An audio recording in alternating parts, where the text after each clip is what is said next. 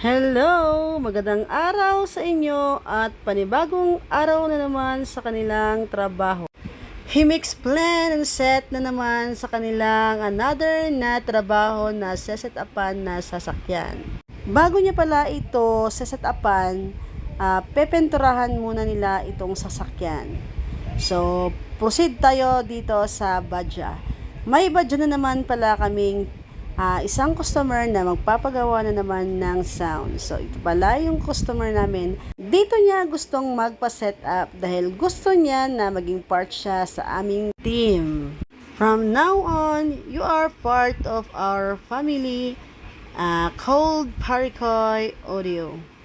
So, thank you pala sa pagtitiwala and yung badya niyo po is ang ganda po sa loob tignan. May mga accessories, malinis, nice concept. Maganda talaga tignan itong black. Oh, di ba? Usong-uso. Masakit sa mata tignan.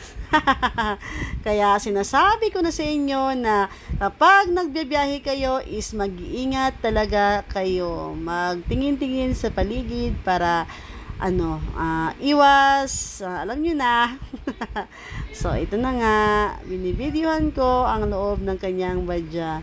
Sobrang na-amaze talaga ako kasi ang linis ng kanyang loob. Oh, may samurai pa sa manobela, 'di ba? Maganda yung mga accessories niya sa loob. So, kulang pa daw to, sabi niya. Babalikan natin ng sasakyan na kanilang pepenturahan bago set-upan. Ito ang ganap namin sa shop ngayon. May mga kanya-kanyang trabaho. At eto na pala si Parikoy, nag-start na nag-cutting ng flyboard. At hanggang dito na lang muna ang ating video guys. Mag-update na lang ako sa inyo. Thank you always for watching. God bless us all.